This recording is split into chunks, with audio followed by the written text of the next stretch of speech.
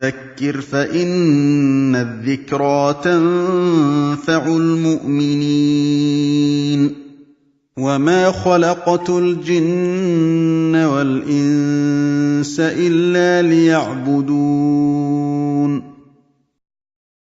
Sourate An-Nasr. Allah tabaraka wa ta'ala dit, Bismillahir Rahmanir Rahim, إِذَا جَاءَ نَصْرُ اللَّهِ وَالْفَتْحُ وَرَأَيْتَ النَّاسَ يَدْخُلُونَ فِي دِينِ اللَّهِ أَفْوَاجًا فَسَبِّحْ بِحَمْدِ رَبِّكَ وَاسْتَغْفِرْهُ إِنَّهُ كَانَ تَوَّابًا. Cette sourate, elle est post-hégirienne, c'est-à-dire elle est médinoise.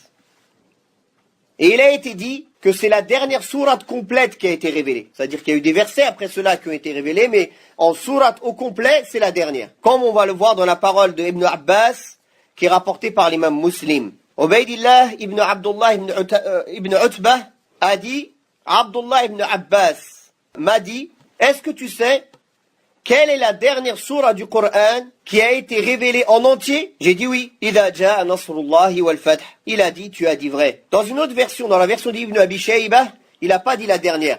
Il lui a dit, sais-tu quelle sourate est descendue en entier? Dans la version de Muslim, il a dit la dernière. Ceci est rapporté par, donc, la première version, Akhir Surah. La dernière sourate, c'est rapporté par l'imam Muslim. Dans cette sourate, il y a la bonne annonce. La bonne nouvelle, c'est la nouvelle que le prophète sallallahu alayhi wa sallam va avoir la victoire sur les Mécois, la victoire de la Mecque, et que les gens vont entrer dans la religion d'Allah en masse. Car beaucoup de gens qui étaient ses ennemis, après la victoire de la Mecque, comme on va le voir, c'est là qu'ils sont devenus ses alliés et qu'ils ont cru en lui et qu'ils sont entrés en islam. Idha ja'a nasrullahi wal fath. Lorsque vient le secours d'Allah ainsi que la victoire, Allah tabaraka wa ta'ala a spécifié un nasr, une aide spécifique au prophète sallallahu alayhi wa sallam. Il a dit, on m'a aidé par la crainte qu'il y a dans le cœur de mes ennemis à une distance d'1 mois. Donc ça c'était une spécificité du prophète sallallahu alayhi wa sallam, que tous ses ennemis qui étaient à distance d'1 mois de lui avaient peur de lui. Cette qualité elle est restée dans la Ummah tant qu'elle était sur un califat bien guidé, qu'elles étaient encore sur les pas du prophète sallallahu alayhi wa sallam, et qu'il n'y avait pas de dissension entre les croyants. Mais quand la fitna est entrée entre les croyants, alors cette crainte elle est partie du cœur des ennemis. Et Allah Ta'ala a dit, وَلَا تَنَازَعُوا فَتَفْشَلُوا وَتَذْهَبَ رِيحُكُمْ. Ne vous disputez pas, ne divergez pas, vous allez faiblir, وَتَذْهَبَ رِيحُكُمْ. Et votre honneur, le crainte qu'il y a dans le cœur des ennemis, elle va partir. Non. La victoire de la Mecque, c'est arrivé au 20 Ramadan de la 8e année de l'Hégire. Le prophète sallallahu alayhi wa sallam est venu avec une armée immense à la Mecque. Abu Sufyan est sorti dans la nuit, on lui a dit qu'il y avait des armées de toutes parts. Il a eu peur, il est sorti dans la nuit, il a été voir, il a voulu trouver un accord. Et il a été voir le prophète sallallahu alayhi wa sallam et il a cru en lui et il est rentré à la Mecque. Et le prophète sallallahu alayhi wa sallam est entré victorieux et il a donné le meilleur exemple du comportement d'un musulman quand il est victorieux, quand Allah lui donne la victoire. Il est entré la tête baissée, sallallahu alayhi wa sallam. Tellement baissé que sa barbe, elle touchait sa poitrine, par modestie pour Allah subhanahu wa ta'ala. En répétant La ilaha illallah, anjaza wa'dah, wa nasara abdah, wa hazama al-ahzaba wahdah. Nulle divinité d'une adoration sauf Allah. Il a accompli sa promesse. Il a aidé son serviteur et il a vaincu tous les coalisés qui étaient contre le prophète sallallahu alayhi wa sallam. Il s'en est remis à Allah subhanahu wa ta'ala par toute modestie. Il a baissé la tête. Regardez tous ceux qui ont lu les livres d'histoire, tous les conquérants, tous ceux qui ont vaincu dans une bataille leurs ennemis, comment ils entrent. Comme Allah ta'ala les décrit dans le Coran. Ils rentrent, c'est comme ça qu'ils font les rois. Quand ils rentrent dans un pays, l'honneur des gens, ils les avilissent, ils les rabaissent, ils détruisent tout. La première chose qu'ils font, ils rabaissent, ils tuent, ils pillent les têtes de leurs ennemis pour montrer leur puissance. Mais le prophète, alayhi salatu wassalam, il est entré la tête baissée et il a ordonné de ne pas toucher à ceux qui étaient dans leur maison, ceux qui étaient dans la maison d'Abu Sufyan, ceux qui étaient autour de la Kaaba. Il a cité que quelques noms de gens, de grands ennemis de l'islam qu'il fallait absolument abattre. Il a envoyé, comme on pourrait dire, une équipe d'élite pour aller chercher cela. Le reste, il est entré, il a interdit de les toucher. Et il est arrivé à côté de la Kaaba. Et il a élevé sa voix, il a dit, que pensez-vous que je vais faire de vous aujourd'hui? Ils lui ont dit, tu es quelqu'un de généreux et d'honorable. On pense que tu vas agir selon ce qu'on pense de toi.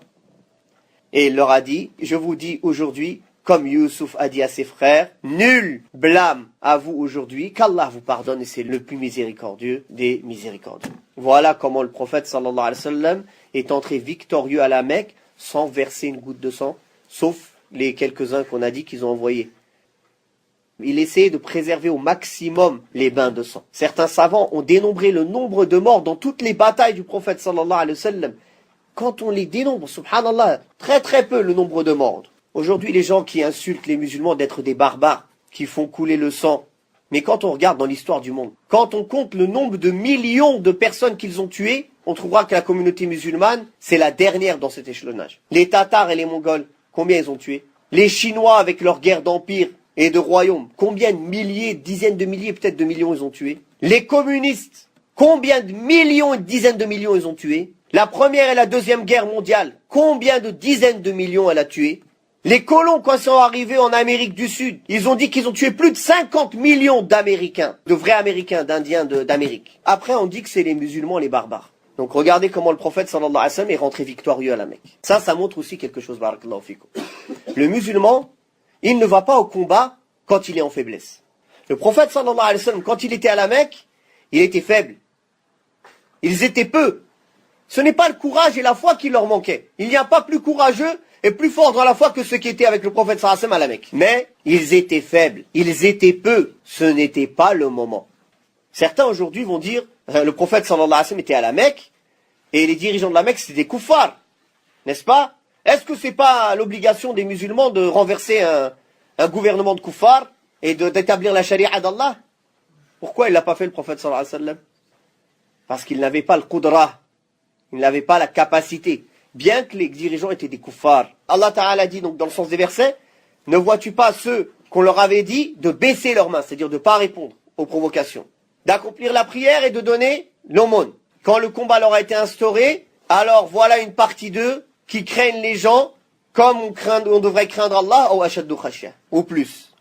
Quand ils étaient à la Mecque, ils étaient faibles et c'était pas opportun ni le moment d'établir, on va dire, un pays islamique. Il a préparé cela, sallallahu alayhi wa sallam. Il a appelé les peuples. Quel peuple était prêt à l'accueillir pour l'aider à transmettre la religion d'Allah subhanahu wa ta'ala? Ceux qui lui mettaient des conditions, il refusait. Malgré sa faiblesse, le prophète sallallahu alayhi wa sallam n'acceptait pas de discuter ou de négocier sur les points de la religion alors qu'il avait besoin de l'aide de ces gens-là. Pas comme les gens aujourd'hui qui, oui, mais c'est pas grave, on négocie. Ils négocient l'islam à la baisse pour pouvoir accéder, au pouvoir ou avoir l'aide de quelqu'un. Ça, le prophète sallallahu alayhi wa sallam ne l'a jamais accepté. Jusqu'à que les Ansar, ils ont accepté de croire en lui et de l'aider et de le protéger sans contrepartie, sans condition. La seule contrepartie, c'est le paradis. Alors le prophète sallallahu alayhi wa sallam leur a envoyé Al-Muallim, Mus'ab ibn Umayr, qui un an avant a été préparé le terrain pour le prophète sallallahu alayhi wa sallam, à enseigner l'islam aux gens, les appeler à l'islam, jusqu'à que plus de la majorité des maisons des Quraysh sont la majorité des maisons des Ansar, des habitants de Médine, ils sont devenus musulmans. Et ils sont revenus à Bay'at al-Aqaba l'année d'après, beaucoup plus que la première année. Et là, le prophète sallallahu alayhi wa sallam a ordonné l'hégire pour tous ses compagnons, et lui-même il a fait l'hégire. Voilà comment, même la hijra, comment ça se prépare. L'hijra, on ne fait pas n'importe comment. Regardez le prophète sallallahu alayhi wa sallam, comment il a préparé l'hijra. Prépare ta hijra comme le prophète sallallahu alayhi wa sallam a préparé sa hijra, barakallahu fik. Est-ce que tu es quelqu'un qui a plus de confiance en Allah que le prophète sallallahu alayhi wa sallam? Le prophète sallallahu alayhi wa sallam, c'est Sayyidul Mutawakkilin. Mais il a tout préparé. Il a envoyé quelqu'un préparer le terrain, il a bien pris ses précautions, il a bien vu que tout était bien clair, les conditions elles étaient bien claires, il a dit à ses compagnons de partir et il est parti sallallahu alayhi wa sallam. Et même pour partir, il a fait les causes. Il a mis des gens qui effacent les traces où ils vont, d'autres qui lui amènent à manger, un guide, tout était préparé. Tout était organisé, barakallahu fikum. Donc celui qui veut préparer une hijra, naam, la hijra wajiba. La hijra, elle n'est pas coupée jusqu'à la fin des temps. Et la hijra d'un pays de koufr vers un pays de l'islam, c'est au minimum recommandé si ce n'est pas obligatoire. Pour la majorité des cas en France, c'est au minimum c'est obligatoire sans discuter, vu la situation dans laquelle ils sont. Mais elle se prépare, la hijra, barakallahu fikum. Elle s'organise. Tu restes pas des années à manger, à boire ici, à te faire plaisir dans le dunya, tu prépares rien pour ta hijra. Prépare. prépare ta hijra, barakallahu fik. Mets un peu d'argent de côté. Fais en sorte d'avoir quelque chose dans le halal, tu vas travailler où tu vas aller. Après, on n'a pas dit qu'il faut attendre d'être dans l'aisance complète. Celui qui fait l'exil, l'égir, fi sabilillah, sur le sentier d'Allah, il va trouver largesse dans sa subsistance. Donc il faut une confiance en Allah. Fais les causes et mets ta confiance en Allah et prépare ta hijra. Et vas-y, toi, quel Allah. C'est pas sur un coup de tête tu pars et sur un coup de tête tu reviens. La hijra, il y a des règles. Les gens, ils font la hijra, ils reviennent ici, ils restent 2 mois ici, 1 mois là-bas, 2 mois. C'est pas une hijra, ça. Donc pour vous dire que le hijra, il a des règles. Si tu fais vraiment le hijra, tu délaisses. C'est fini. Faut pas penser je vais revenir si tout va mal. Tu pars pour plus revenir. Sauf nécessité, tu viens faire une nécessité, tu repars. Comme un voyageur. Non. Donc, إذا جاء نصر الله والفتح, voilà la victoire du prophète sallallahu alayhi wa sallam, comment elle était. Et voilà comment les musulmans doivent se comporter aussi, s'ils veulent la victoire. D'ailleurs, le prophète sallallahu alayhi wa sallam n'a pas attaqué la Mecque que parce qu'ils ont rompu le pacte qu'ils avaient entre eux. Il y avait pendant des années un pacte. Et la da'wa, l'islam, elle a besoin de la paix pour se répandre. L'islam, il ne se répand pas dans une ambiance de guerre, dans une ambiance de trouble.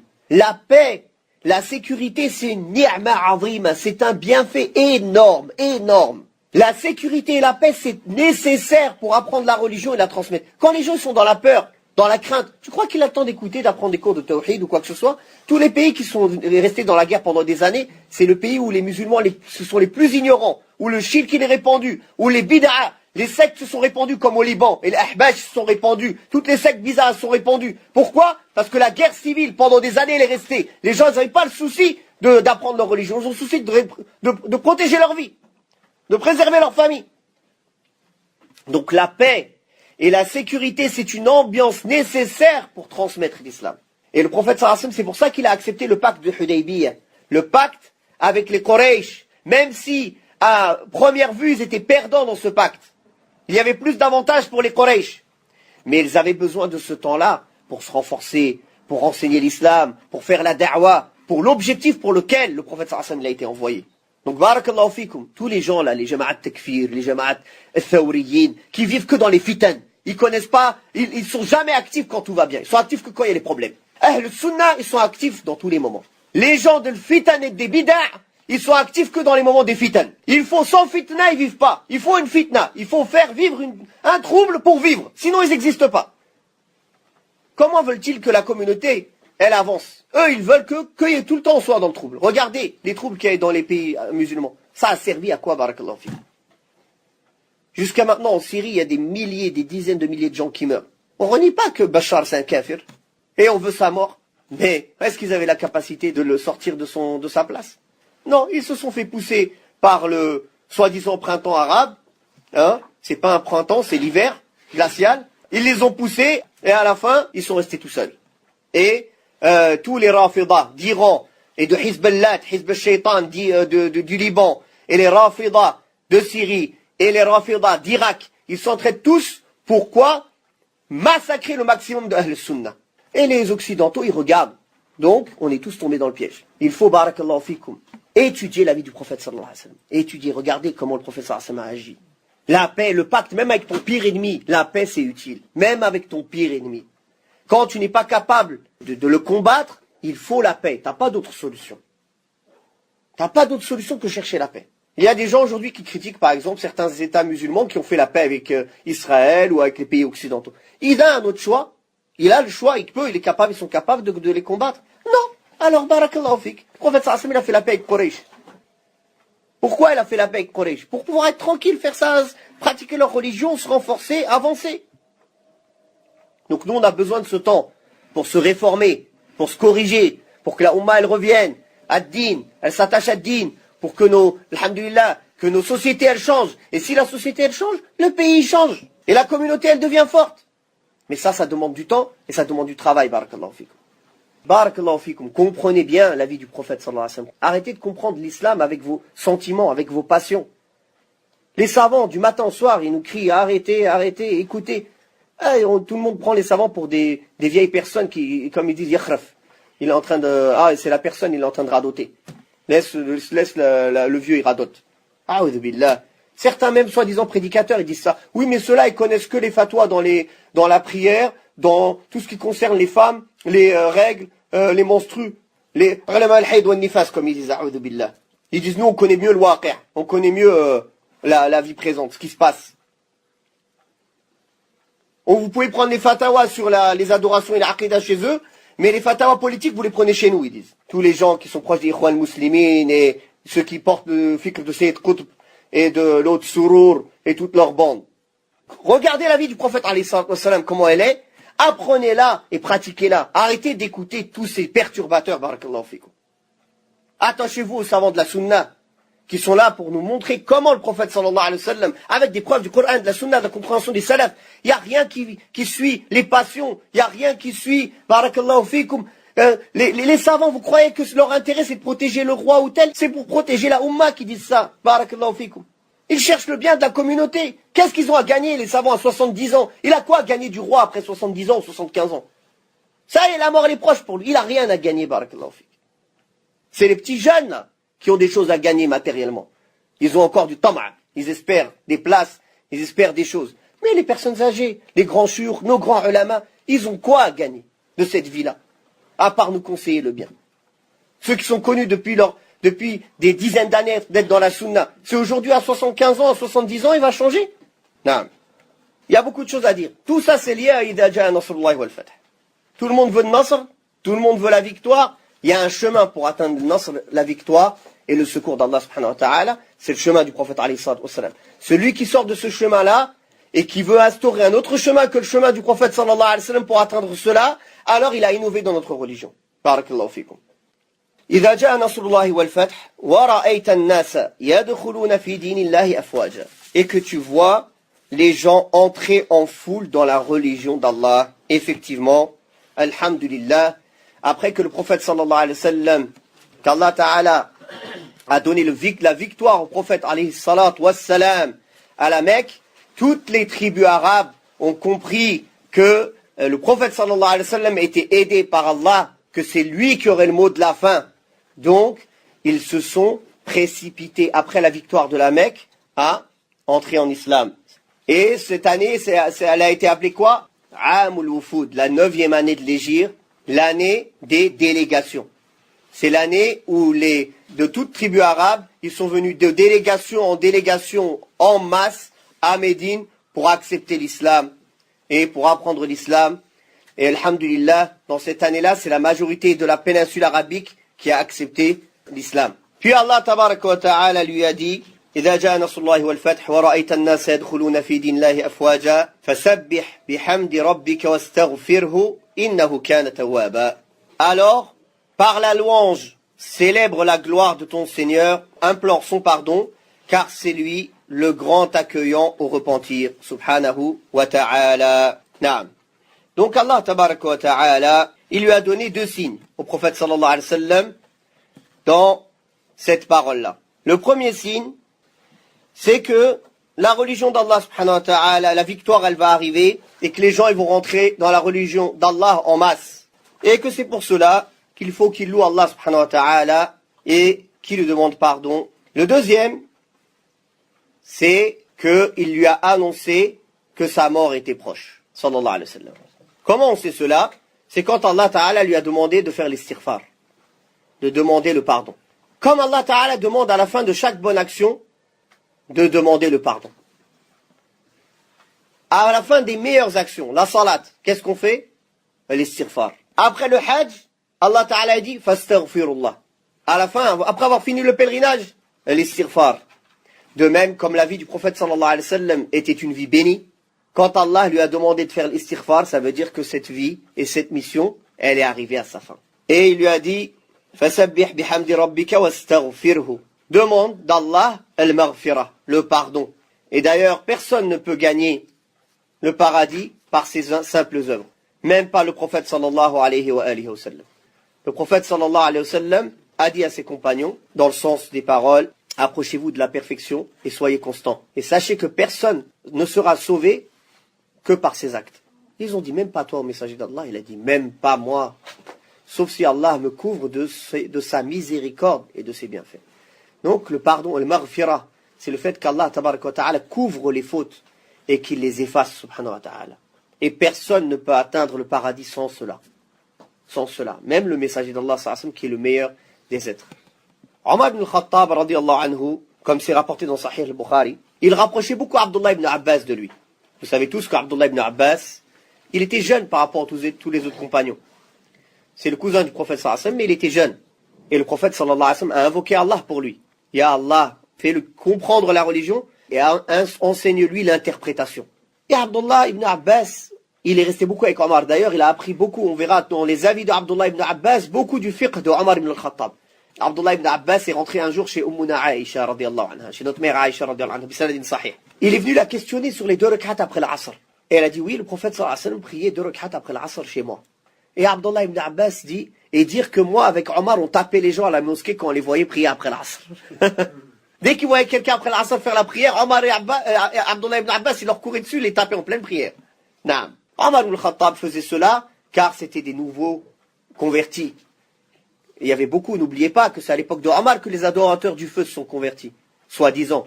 D'ailleurs, il y en a d'entre eux qui ont gardé la haine, et que c'est de là qu'ils ont inventé justement la religion des Rafida, des Shia, car ils ont gardé la haine contre Abu Bakr et Omar, qui ont été la cause d'entrer le tawhid, le monothéisme pur, en Perse. Alors ils se sont convertis en apparence, mais ils ont voulu pourrir l'islam de l'intérieur et inventer cette religion qui était proche de l'islam, qui est la religion des Rafida, des Shia. Et ils ont voulu utiliser pour ça l'amour naturel que tous les musulmans ils ont pour la famille du prophète sallallahu alayhi wa sallam, et le sentiment d'oppression, oh nous les chiites on a toujours été opprimés, la famille du prophète sallallahu alayhi wa sallam a toujours été opprimée, pour tromper les gens, comme les chrétiens ont trompé les gens avec le sentiment d'oppression de Isa ibn Maryam. Ah il a été opprimé, ils l'ont trompé, ils ont inventé Isa, la Trinité. Ce gros mensonge, et tout le monde l'a avalé sous les sentiments d'injustice et sous le sentiment de victimisation. Les Rafida, ils ont fait la même technique et ils arrivent à tromper les gens jusqu'à aujourd'hui avec ces paroles-là, regardez, etc. et en ramenant des paroles politiques. Non. Donc, Omar ibn Khattab et Abdullah ibn Abbas, pourquoi ils tapaient les gens? C'est à son époque, à Omar, que les adorateurs du feu, ils sont entrés dans les limites de la Dawla islamiyya. Donc les adorateurs du feu, ils se prosternent devant le soleil, n'oubliez pas. Ils adorent aussi le soleil. Certains d'entre eux. Donc Omar ibn Khattab, pour fermer la porte du shirk, dès qu'il voyait quelqu'un prier après l'Asr, il a une raison, il n'a pas de raison, il le tape. Mais Abdullah ibn Abbas, quand il est rentré chez Aisha, radiallahu anha, lui a expliqué, et tous les autres hadiths qui ont prouvé que le prophète sallallahu alayhi wa sallam a déjà prié après l'Asr, qu'il est permis de prier, même dans les moments où c'est détestable, si on a une cause, comme rentrer à la mosquée, comme rattraper une sunnah ratiba, qu'on a l'habitude toujours de faire dans son moment, al-muhim. Pourquoi on parle d'Abdullah ibn Abbas et Omar? Ils étaient souvent ensemble. Omar ibn al-Khattab est rentré avec Abdullah ibn Abbas. Abdurrahman ibn Auf a dit à Omar, il a dit on a des enfants de son âge. Pourquoi tu le rentres dans nos assises de shuyukh? Qu'est-ce qu'il fait ce petit avec nous? Alors Omar lui a dit, tu connais la place qu'il a. Qui il est? Premièrement, c'est la famille du prophète sallallahu alayhi wa sallam. Donc regardez que Omar aimait la famille du prophète sallallahu alayhi wa sallam. Il avait pris sous son aile Abdullah ibn Abbas. Et deuxièmement, la dua que le prophète sallallahu alayhi wa sallam a fait pour lui. C'est un savant, c'est un alim. Même s'il est jeune, c'est un alim. Omar aimait les savants. Il les rapprochait de lui. Alors, pour montrer la valeur d'Abdullah ibn Abbas devant tout le monde, devant toutes ces personnes âgées, ces shuyukh de Quraysh et ces shuyukh parmi les musulmans qui négligeaient un peu son affaire, ou qui méprisaient un peu du fait qu'il est jeune, il leur a posé une question. Il a demandé à Abdullah ibn Abbas sur Idha ja'a nasrullahi wal fath.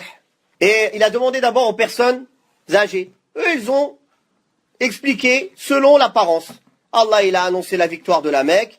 Alors, Allah Ta'ala a demandé au prophète sallallahu alayhi wa sallam de le louer, de le remercier pour cette victoire et de lui demander pardon. Après, Omar a demandé à Abdullah ibn Abbas. Abdullah ibn Abbas a dit, cette sourate, elle est venue annoncer la mort du prophète sallallahu alayhi wa sallam. Et Omar, radiallahu anhu, il a dit, je ne connais pas d'autre interprétation à part la tienne. Donc il a voulu montrer à toutes ces personnes âgées la valeur de Abdullah ibn Abbas. Et effectivement, cette sourate, elle était venue annoncer que le prophète sallallahu alayhi wa sallam allait bientôt mourir car il avait fini sa mission. Il a été envoyé pour une mission. Tout le temps où sa mission devait se passer, Allah Ta'ala avait promis de le protéger. Donc Allah avait promis de le préserver, de le protéger de la mort. Il ne mourirait pas tant qu'il n'a pas fini sa mission. Il ne serait pas défaillant tant qu'il ne finirait pas sa mission. Mais quand sa mission est finie, le moment de retourner auprès d'Allah subhanahu wa ta'ala est arrivé. Et comme il est venu dans le hadith sahih, Salama, Hind bint Abi Umayya, radiyallahu anha, a dit que le prophète sallallahu alayhi wa sallam disait beaucoup avant sa mort, Subhanakallahumma wa bihamdika astaghfiruka wa atubu ilayk. Il le disait dans son ruku', il le disait dans son sujoud, il le disait à tout moment. Alors elle a dit, j'ai dit ô messager d'Allah, je te vois dire beaucoup cette invocation. Et le prophète sallallahu alayhi wa sallam a dit, on m'a ordonné de le dire. Et il a récité, إِذَا جَاءَ نَصْرُ اللَّهِ وَالْفَتْحُ وَرَأَيْتَ النَّاسَ يَدْخُلُونَ فِي دِينِ اللَّهِ أَفْوَاجًا فَسَبِّحْ بِحَمْدِ رَبِّكَ وَاسْتَغْفِرْهُ إِنَّهُ كَانَ تَوَّابًا. Donc il a interprété ces versets comme c'était les derniers jours de sa vie. Il passait le maximum de son temps à demander pardon à Allah subhanahu wa ta'ala, jusqu'à ce qu'il soit retourné auprès d'Allah subhanahu wa ta'ala. Voilà ce que l'on peut dire sur cette sourate en résumé. وقل رب زدني علما